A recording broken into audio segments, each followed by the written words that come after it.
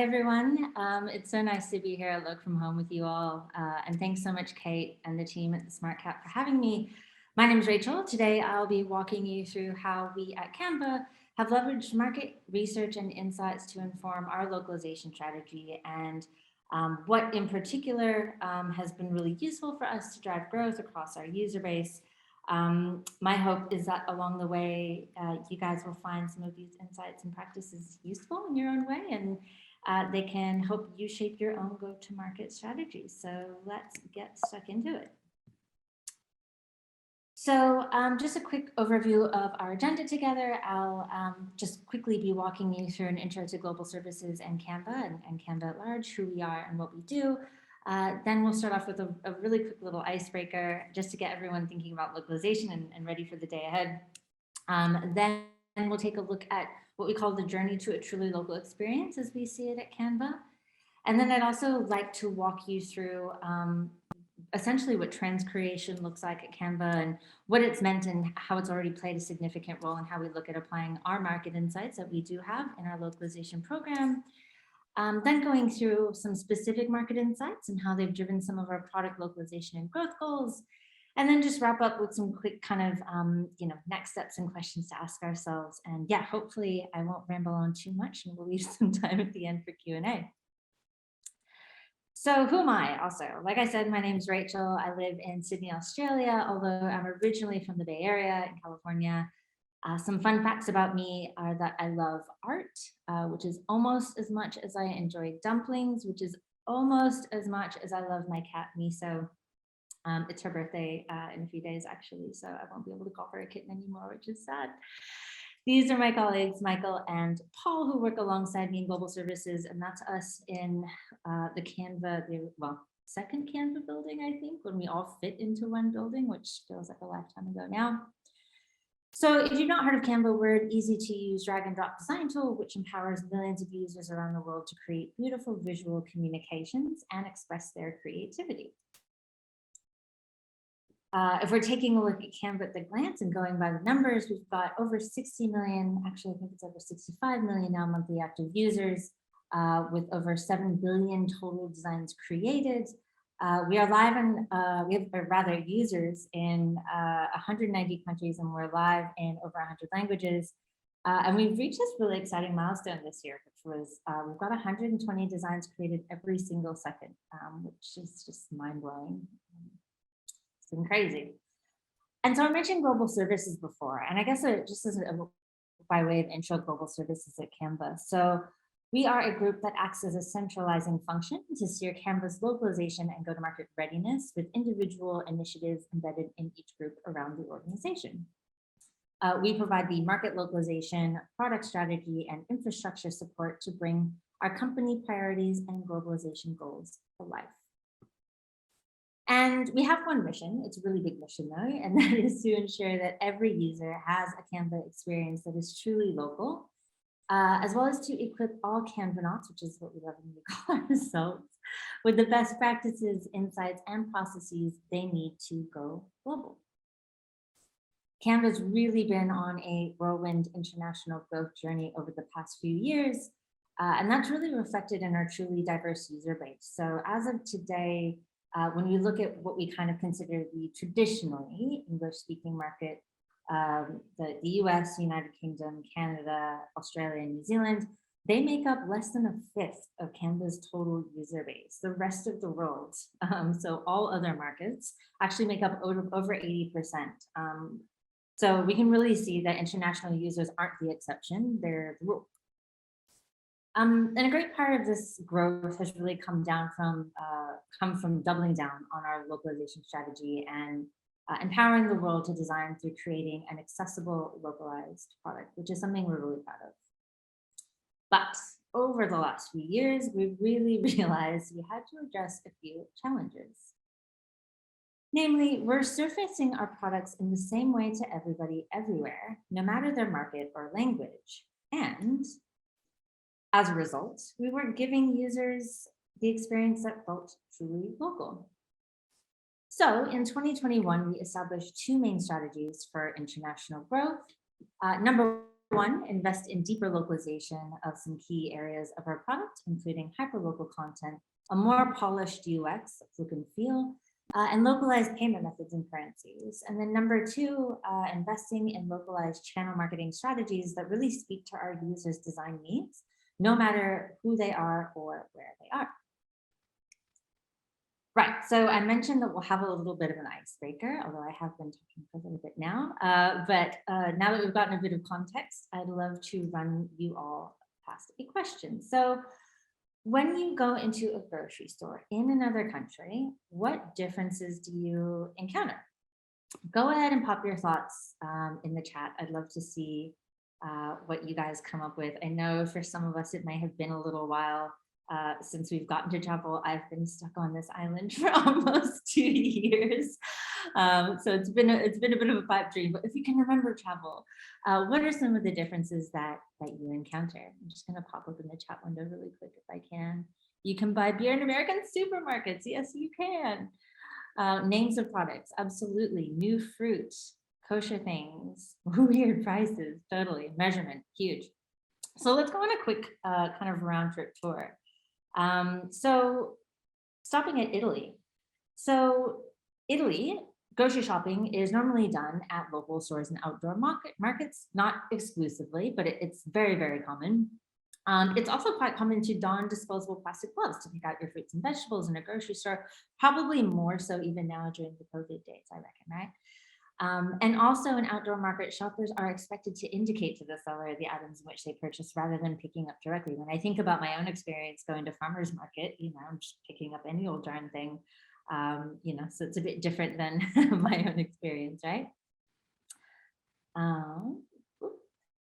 So in England, okay, I just found out about this and I think it's genius. So Waitrose, and I'm probably mispronouncing this for anybody who's joining us from England, and this probably doesn't blow your mind because you're used to it, but they introduced the existing quick check service, which 10 years ago, which makes me feel like we're living in the dark ages in Australia, which is now available in 2/3 of their branches. So it allows customers to scan barcodes as they shop with a special handset. So you can see special offers and also keep a running total of spend, which I think makes things also quite accessible for folks as well. Pretty remarkable.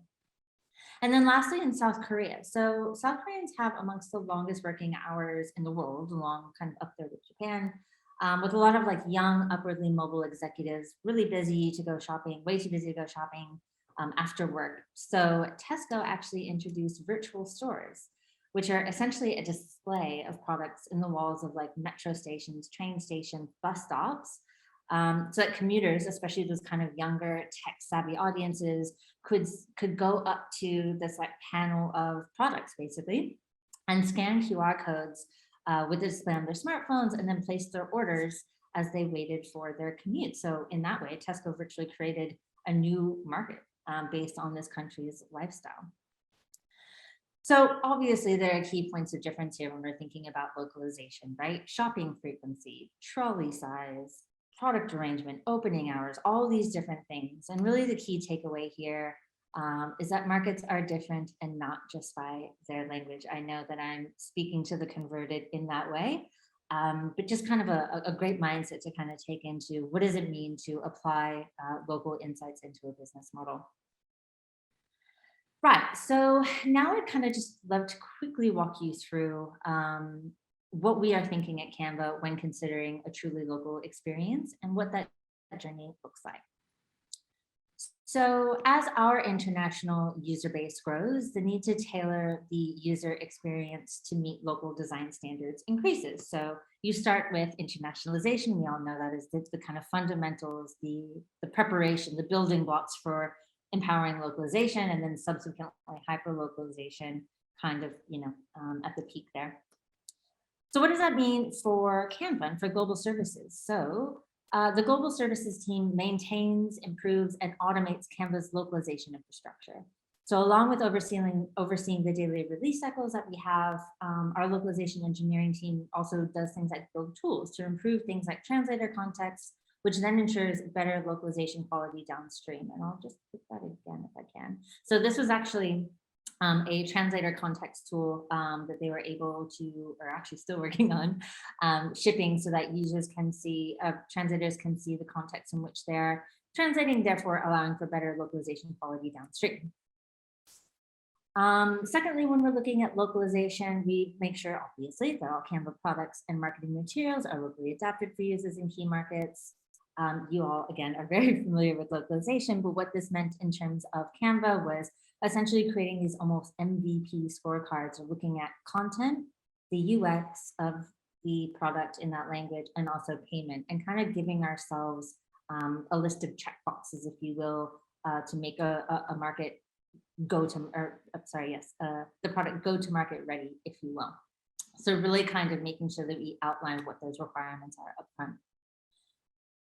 And then lastly, when we get to hyperlocalization, so we, again, work to ensure that a user's localized experience is intuitive and bug-free. In some cases, that extends to product or marketing divergence, like in Japan, where the user experience needs to feel hyperlocal in order for it to be perceived as high quality. So I don't know if you guys have heard of, and I'm going to butcher this, I apologize in advance if we have any Japanese speakers in the audience, but Nengaja cards, they're essentially lottery cards that are sent around for New Year's, and you can kind of do like a scratchy lotto thing, and Canva has a massive print product, and we thought if we can rebuild our print product for the market, partner with new suppliers, we would be able to help, or we'd be able to kind of capitalize on this, I think, multi-billion print industry that's in Japan. So it's a perfect example of something that we're pursuing right now, acting on that market insight.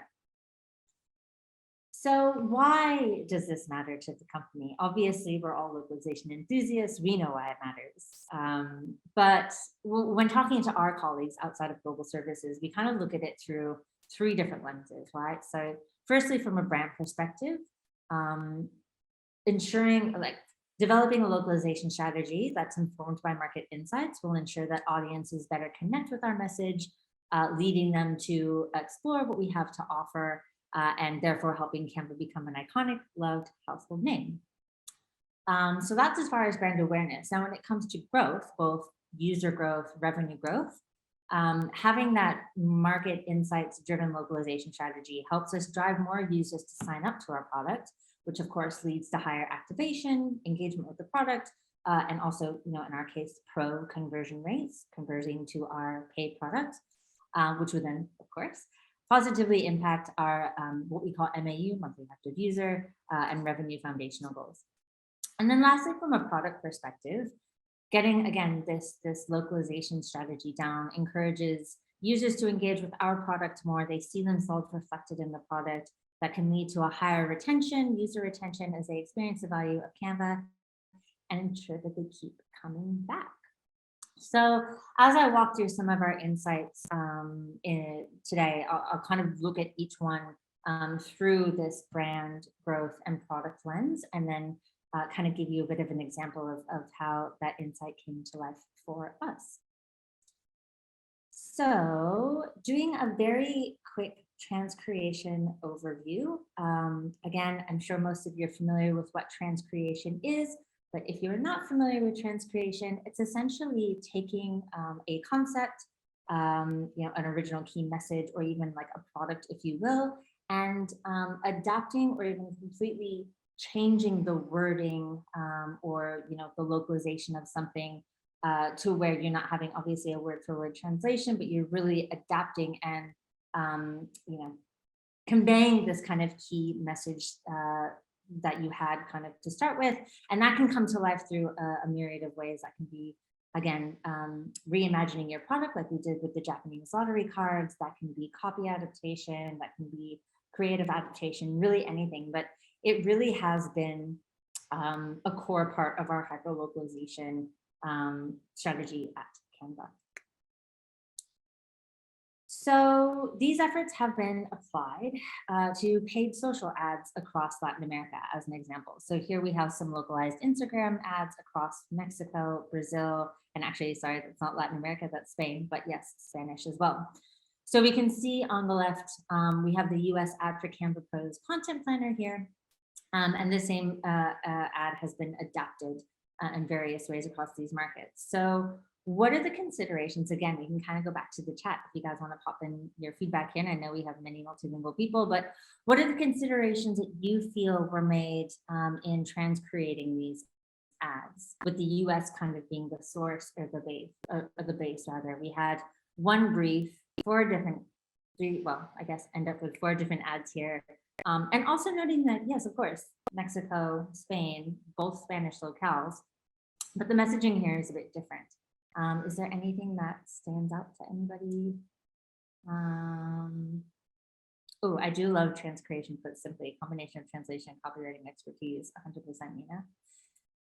So in the case of these Transcreation pieces, along with tailoring the value prop across the markets, so you can see who speaks Spanish, but for instance, we see that in Mexico, we're talking about publishing content instantaneously, whereas in Spain, we're saying all in one place, so that organizational factor. Yep, only English mentions the name, that's right as well. We also updated the images to reflect the season. So in Mexico and Spain, at the time that these went live, it was actually, I think, the summer months. So things were a bit warmer in those countries, whereas it was winter in Brazil. And I know Brazil's still very hot, even in the winter. But pizza is quite ubiquitous. Wait, I can't blame them. But we decided to swap out the images to kind of speak to the seasonality there. So a very simple, but very tangible example of how that came to life for us. So here's another example where hyperlocalization can be seen with the use of kind of different imagery of our users, of the faces that we actually used in these ads. So for example, in Brazil, we actually, you can see the face of an Asian woman. There's actually a really massive Japanese population in Brazil. So we wanted to capture that instead of kind of having, I think the more prevalent or even stereotypical kind of Brazilian users. We really wanted to capture the diversity that exists in that market and bring it to life. And of course, again, also the USPs, like the value props here are also nuanced. So, we're calling like Super Pro in Mexico, Unlimited in Brazil, Extraordinario in Spain. Again, that kind of copy change. But most important thing is that this variety of paid social across these different markets saw a 212 increase on average in revenue and an 80% decrease in CPT or cost per trial, which is effectively making our ads more effective, right? Like we're getting more revenue, we're lowering the cost and we've been driving them, which is all around wonderful. So that's just a small little fraction of what we've done with those ads. And obviously you can see how that adds up when we're talking across different ad types, across different platforms, and across different markets. Another way that we brought this to life is in our pro upsell dialogues. So this is a pro upsell dialogue that users who are using Canva, the free product, end up I guess, getting as part of the user journey in the funnel. This is what it looked like for Japan. So this would have just simply been a translated version of the original source English upsell dialogue. It's speaking to our usual upsell props, like the number of premium images, for example, being able to stay organized with folders, work in teams, all of that. You can see that the image here is still very much in English, showing English templates, not terribly ideal. That's how it was for a really long time. But our gorgeous team has been working on a lot of transcreation experiments. And with this particular experiment, we applied the process of, actually, we applied the insights around what we found were the most valuable parts of Canva Pro to our Japanese users. And that included things like highlighting our premium font library, which is really massive. It's a massive differentiator in markets where fonts are such a critical part of design. And they're also harder to come by. Just, I don't know how many of you all have experience with sourcing CJK fonts, but it is it's it's an effort. But it really became a huge selling point for us too. And we, of course, also changed the creative to something a bit more fun and playful. Uh-oh, are you gonna play for me? Including the cat there. And what that bit is actually it's showing the background remover tool that's also available on Canva Pro, which is great for the huge social media user base that's in Japan as well. So again, most important part, we actually saw about an 8.5 uplift, 8.5% uplift in annual Pro subscriptions in the Japan market alone. So again, a simple kind of practice of taking this unique kind of market insight and really understanding how that is applied towards a value proposition in a market and then bringing it to life in the creative. So moving on ahead on to more kind of market insights implementation, what I'm going to do now is kind of walk through a little bit more step by step on a few of the market insight snippets that we have worked with, how we've kind of pulled them apart, and then basically how those came to life across either marketing channels or our product as well. So let's start with the interplay between local and global. So when conducting our market research, this is something we really dug into, and it actually took me a minute to kind of get my head around. What do we mean local versus global? Aren't we all local? Aren't we all, in the same world? But it was really kind of how markets are looking at themselves, I think, more on the global stage. Also, giant asterisk and caveat, sweeping generalizations. There are exceptions to everything here. This is certainly not to pigeonhole any sort of market in any way, but again, a generalized kind of view on how we can look at things. So on this spectrum, you can see that markets kind of towards, on the left-hand side, are kind of more inward focused, looking towards more of like their own traditions and cultures to kind of cultivate identity, set goals. And the key message that we really want to drive here, what we found was that, we should be leaning, is that basically we can enforce the key messaging that Canva understands and respects those differences by really, kind of doubling down on that localization of our product. Key claims speaking more about them as the consumers, emphasizing control and the benefits of design. Also, this kind of empowerment, sense of achievement. Anyone can be a designer, right? So on the right hand of the spectrum, we kind of saw that these markets skewed more towards externally focused. So seeking to be recognized on a more global stage, and adopting and appropriating certain kind of more global ideas or cultures from other places as well. That's not to say that those who are celebrating local or insular. It's more kind of again in the larger context of how they view the world. So the key message over here when aspiring to be global is more that, leaning, that Canva will kind of partner with you to push forward, with key claims being more around what Canva can provide for these users rather than what the user is achieving, if that makes sense. Emphasizing more the functional benefits of the technology and the platform. So things like cloud-based storage, free storage, the posting schedule, high quality images, that sort of stuff. So really looking at kind of more the technical component versus the like empowerment components, functionality versus empowerment, if you will. We also have in the middle kind of a reference where the US and Australia kind of fell between those local and global axes as well. And yeah, I would love to hear if there's anything kind of surprising about this, or kind of insights that people are looking at. Again, share it in the chat. I'd love for this to spark some discussion as well. So an example of taking a look at this. So the first example I'll walk you through is a snippet into some market landscape research we did for Colombia.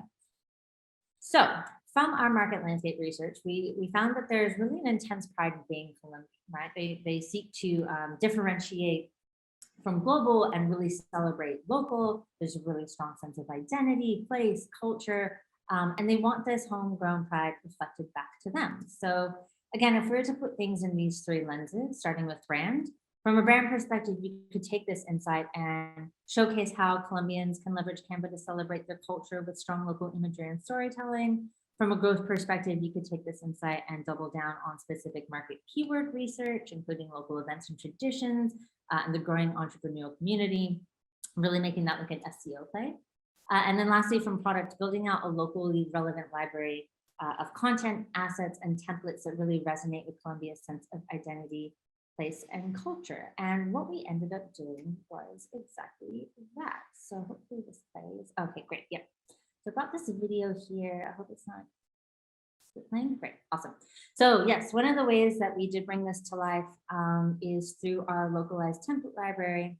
Our international templates team has been really hard at work this year, building out the bespoke template library for Colombia, focusing on various different cultural components and celebrations that we definitely wanted to make sure that we were reflecting back to them in our product.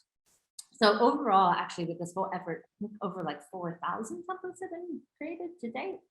But this video here is just focusing on the 1,300 or so that were pertinent to things like food, music, sports, fashion, travel, all of that. Alongside capturing those cultural points, the team researched market design trends as well to make sure that everything we were making was really staying ahead of the curve as far as possible when it came to really making truly local design. So another thing that we touched on in our market research was the tone of voice in each locale and how that should kind of dictate and shape our key messaging in those markets. So again, with tone of voice, we've got the markets on the left who have kind of generally a more informal tone of voice, especially within digital products, that we found that they prefer warm and friendly tones, kind of more accessible and inclusive, kind of supportive, we're here for everyone, emotionally warm, colloquial language, etc. Whereas on the markets on the right have generally tended to prefer a more formal tone of voice. So professional, clear and succinct, authoritative, we're leaders in what we do, functionally effective, really like business language, if you will. One exception we found was South Korea, actually, where the tone of voice kind of balanced formal and informal and was much more useful rather. Korea has actually been a bit of a standout in a lot of different ways and ways that, after over a decade in the localization industry, I found to be, quite surprising as well. So always something new to learn, to be honest. So cool. So diving into our example here in Argentina, we discovered that there's a large market of younger Argentinian users, mainly in the 25 to 45-year-old range, who are looking for an easy to use and accessible platform to create designs. Many of them are working with international clients and are accustomed to using online platforms, digital marketing tools, stuff like that to promote their businesses and increase sales, mostly on channels like Facebook and Instagram. So through our three lenses, from a brand perspective, it's really clear that it's critical that Canva not simply adopt a Latin America kind of like sweep approach when it comes to Argentina, as it can really put off that younger demographic while they seek to differentiate themselves and Argentina's unique culture. From a growth perspective, we figured that across this younger demographic, a CTA or call to action, expressing a value prop and a time expression will actually increase the click-through rate because it's captivating and engaging for these users. And then lastly, from a product perspective, we really wanted to make sure that we were creating a good amount of content for SMBs or small to medium businesses to help these young entrepreneurs get their ideas and ventures off the ground. So how did this look? We brought that CTA insight to life through a series of Transcreation experiments again, which we tested against each other for relative uplift. So this button you see here, these buttons, mostly this one, variant A, sits in the logged in homepage in Canva and is constantly present for free users who have not yet upgraded to Canva Pro. And then, so we actually launched two different experiments. Variant B, a first one indicating the actual trial duration. Actually, that was variant C. One indicating the actual trial duration, which adds transparency, and a second one with a sense of urgency, which is compelling and captivating for young people again.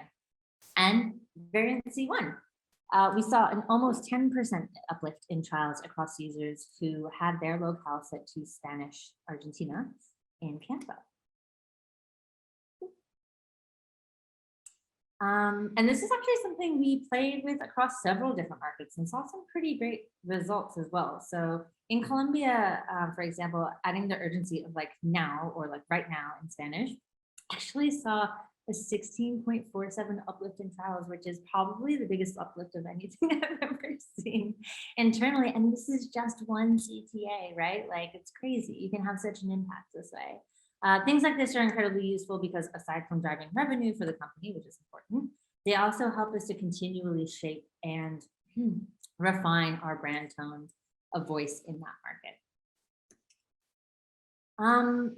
Another thing we look at in our market landscaping research is the meaning of design, which I know is very meta, but stick with me. When it comes to the meaning of design, we kind of have expression on the left and elevation on the right as the x-axis. And on the y-axis, we have maximalism down towards the bottom, which is minimalism. So we realized that from markets like Indonesia, Brazil, Spain, Colombia, Mexico, design is creativity, it's flair, it's storytelling, and does skew generally towards the maximalism, like the examples you see here down towards the bottom. While markets on the right tend to be a bit more minimalistic with a focus on mastery and status. The markets that we had kind of sitting in the middle, like the US, Australia, France, Russia even, kind of tend to sit in the middle of what design means to them. But yeah, this is something that we continue to explore constantly because what design means in culture changes all the time, right? There are kind of some fundamental truths, but something that we're continuously exploring. I also wanted to tie in another thing that we look at, which is the meaning of the scope of the informal economy and how that shapes how we're being used by MAUs, monthly active users. So again, the markets on the left have a lot more of the informal economy going. So things like side hustles, cottage industry, things like crafts, food and beverage, personal services, a lot of inspiring influencers, etc. Again, markets on the right, more kind of traditionally formal economies, if you will, skewing towards more like sole traders, micro businesses, SMEs, stuff like that. So if we're taking both the meaning of design and the way that we're looking at how the economy shapes how Canva is being used by our audiences, I wanted to pull out a localization drive we did to create content kits for small businesses across several markets. So in Mexico, for example, one of the things we found was a huge portion of our SMBs, again, small to medium businesses, business users were in the food and hospitality industry. Owning and running restaurants or cafes, promoting them on social media, using Canva's graphic design tool. And then per our design research, we were really able to make sure that these content pieces were vibrant, expressive, really adhering to that flair. We made those same SMB kits in Russia, and you can see they look a bit different.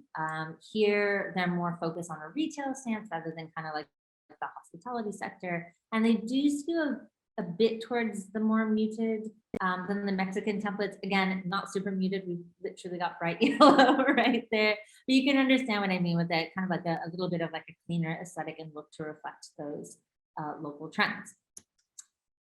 And what did this all mean for us? So when focusing on implementing the right localized content strategies in markets, we actually saw some amazing growth. So overall, across all languages, we saw an 8.9 uplift in designs published, which is a massive engagement metric for us, 19.3% uplift in 1 month retention, and nearly a 40% uplift in trial conversion. So this is all when users apply a template that is in their own language when first designing versus when they apply a template that is in English.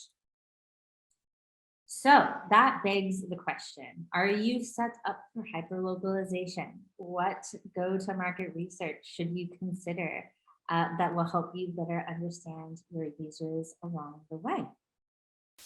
Now, I know I've marched through quite a bit of that, so I will go ahead and wrap up because I really do want to leave some time, hopefully, for some Q&A. But in summary, I will leave you with this bit of food for thought. Localization, fueled by local insights, allow our product to connect with international users. So investing upfront in understanding your users and meeting them where they are is critical. And 3 things that you can really kind of walk away with and think of, throughout the rest of the day, as you even look towards 2022 planning, like I know that we are right now at Canva. You can think of at least 3 things. So how can you better understand your users' cultural context? We all kind of come to the table with a lot of biases, assumptions, things like that.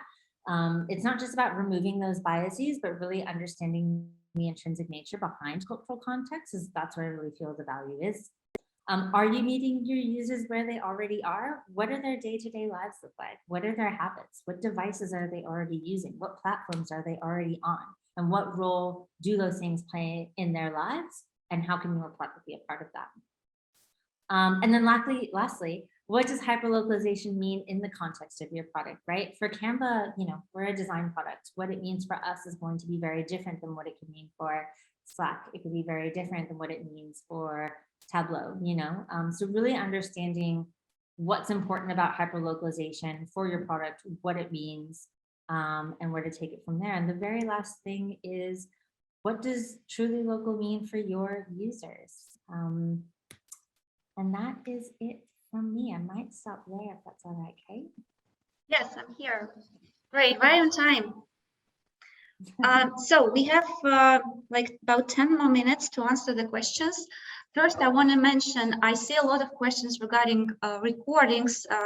Don't worry, we record this session and we will edit them and we'll share with all who registered. So no worries, you will see the recordings. Okay, Rachel, let's take some questions. The first one, how do you find insights for those ads adaptations like shown on Instagram ads? Is there a systematic framework or you rely on the knowledge of local culture of Canvas employers or those locations? All of the above. I would love to say that Canva is not a startup anymore because we're not, but sometimes the way we act. No, we do have a bit of what's becoming a more systemized framework. So we work with a few different agencies and partner with them to do these very systematic kind of market landscape research pieces, looking after certain parts of the funnel where we'd like to better understand how our users engage with certain parts of the funnel, but also kind of doing a lot of desktop research, again, cultural context research. But I would be lying if we don't have the odd chat with a lot of our international Canvanauts as well, because they know the product inside and out. And we continually test these pieces as well through A/B testing, content testing, things like that. So yeah, it's definitely a process that's constantly evolving. We are becoming more regimented, but I definitely think partnering with a good kind of design, either design research team or market landscape research is a pretty critical heavy lifting piece for us. Okay, great. Okay, the next question from Anastasia Taimanova. Anastasia used to be a speaker, I remember her. So, hi Rachel, thank you for a wonderful presentation. Who's actually responsible for Transcreation in your company? Is it translators or local specialists responsible for developing local markets? And how do you check the quality of the transcreated content? Great question. So we actually have a language manager program, which my colleagues Michael and Raymond got off the ground, I would say probably about 6 months ago at this point. And we have one language manager. They're not in-house in Sydney, but they're all around the world. And they are responsible for basically kind of being the gatekeepers of Canva's style guides, brand tone of voice, everything like that. To date, they've had a really huge hand in a lot of the transcreation work that we've done. They've been working quite hard. We are looking to partner with transcreation agencies to take us to the scale where we need to be, because having individual people do these transcreation pieces just isn't going to scale where we need to go. But that's the way that we've kind of been approaching it over the last 6 months or so. Got it. Oh, and how do we test the quality? Yes, sorry. Great question. I mean, is it naive to say that the quality has been really good because our language managers are awesome? No, I think as we kind of move into scale and we are working with agencies, we're creating an LQA framework for specifically transcreation that then our language managers are going to govern to help us scale. Okay, the next question, Yuka. Hi, Yuka. How much the localization team or yourself are involved in the market research efforts? We play more of a coordination role and like a briefing role. So making sure that, we've scoped out everything that it is that we need. We're actually moving to a process where we're doing like a biannual kind of like broad market landscape and like localized user experience testing. And then in the alternating seasons going like deep dive into certain like product verticals or areas that have been uncovered. On those alternate seasons, we get really involved because we want to know, like we're digging into kind of a wormhole that may have appeared, if you will. So yeah, when it comes to the market landscape pieces, probably much more of a coordination role, and then you kind of get into a rhythm. When it comes to deep dives, we get more involved because we're kind of pulling at the thread, if you will. Okay, thanks. The next one from Nicholas. Great presentation, Rachel. How about your Nordic, Danish, Swedish, Finnish, Norwegian needs? Do you have it covered? If yes, how was it? Is it in-house or outsourced? Great question. They, our Nordic languages, as far as a program, are going to be super high on the list for 2023. Right now, we are working with just, our usual kind of LSPs to localize the Canva product in all of our Nordic languages, but we haven't done any hyperlocalization for any Nordic languages. Not yet, but we will. Okay, got it. By the way, we have a question about hyperlocalization. Sounds like Canva prioritized and allocated engineering resources for hyperlocalization early on. It must be amazing. What advice do you have for localization teams and companies who are not there yet? How can we improve the value of beginning to A/B test, localized copy, and getting more tech support? We didn't have an I2N like engineering team. We had Ben who joined us, I think 18 months ago, but we don't have the full team that we have now until maybe 4 months ago. So we had to win a lot of hearts and minds. And I know we've all kind of been to the talks about like how to show, the business case in terms of like financial or user growth, in terms of like, if we can capture this audience by hyperlocalizing, here's the kind of opportunity size, right? But I would really go about it with talking about your brand, and you can't get users to engage with their product if they don't really even know who you are. And it helps to drive and to become like a more loved brand again, if you can work at meeting users where they are, right? And I think that's kind of the argument for hyperlocalization. You need to be almost second nature to users, right? You don't need to, but it's ideal.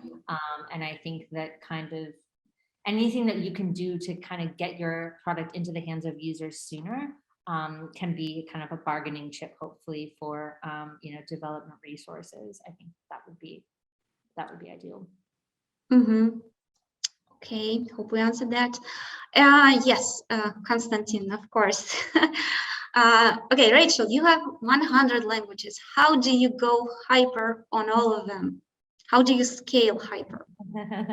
We've not gone hyperlocal on all of them yet, so I hate to burst the bubble. That's the dream. No, I would say, to be fair, we're really starting to focus on hyperlocalization for about 15 markets at the moment, and then we're going to be focusing more on 30 in total going into next year, and then it will expand from there. So Konstantin, come find me in 5 years and I'll let you know how we did it for action languages. Got it. Yeah, I have a message here in the chat that my chat manager is asking me to tell you that the audience love your presentation. We have a lot of positive feedback in the chat. Thanks. Okay, let's answer more questions. Does the pandemic affect your localization strategy in any way? That's such a good question. It's not affected our localization strategy. However, it has affected Canva's overall business strategy and the way that we've kind of, to some extent, positioned ourselves.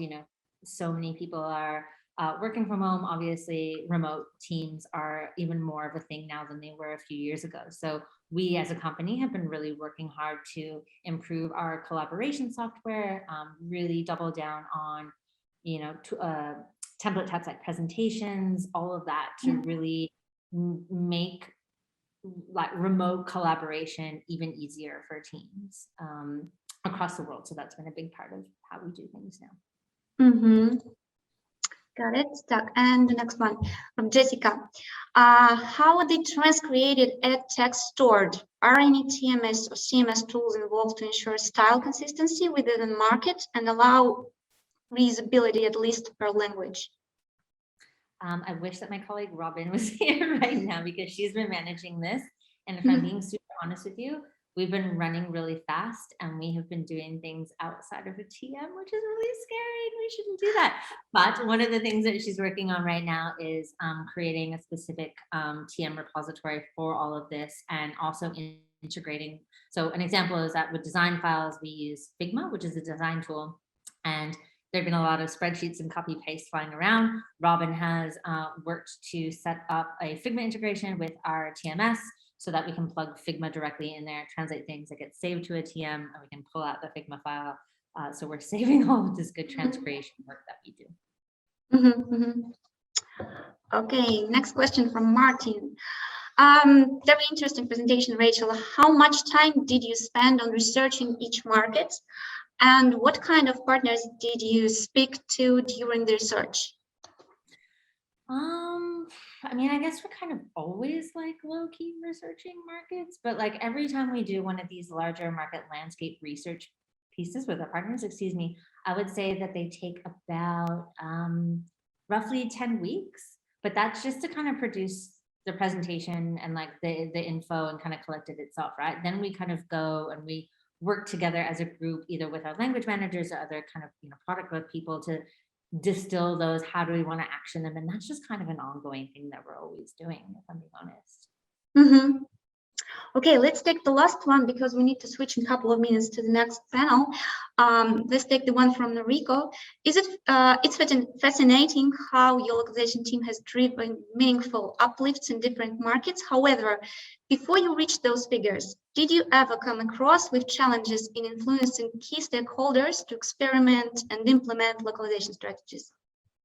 All the time. And I've said before, like we, as far as the localization program go, have been incredibly lucky with having Mel as our CEO because she was incredibly pro localization from the beginning. So as far as getting leadership support, that's always come from the top.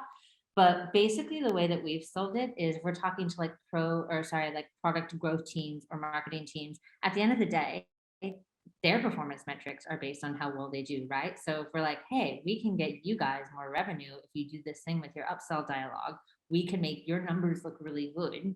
That helps. That really helps. Yeah, you talk to it in terms of what their values are. Got it. Thank you so much, Rachel. We answered 10 questions. There are 6 more left. Please don't worry. We will make, I think, the same thing that we did last time. I will post those questions in LinkedIn and Rachel will just answer them in a comment area. Also, Rachel, are you planning to join any Loc Lunch tomorrow? I don't think so because I think it's going to be a very scary. Okay, so then so then the answer, the questions will be answered on LinkedIn. Follow us on social, Smartcat on social. Last thing that we need to do is who is the winner of the book? By the way, I forgot to mention what is the book. It's Babel Around the World in 20 Languages. And which of the 10 questions you like the most? Oh, which one do I like most? Yes, we need to choose. Oh gosh, I really enjoyed. Actually, I enjoyed how has a pandemic shaped our localization strategy, because it hasn't for us. I'm really keen to understand how it has for others. So I think it was a great question to ask. Okay, so Ade in that sorry if I'm pronouncing it incorrectly, but this is your question and the book is yours. Congrats. Thanks again, Rachel, and see you, I hope, next time. Have a nice day. Bye-bye. Bye-bye.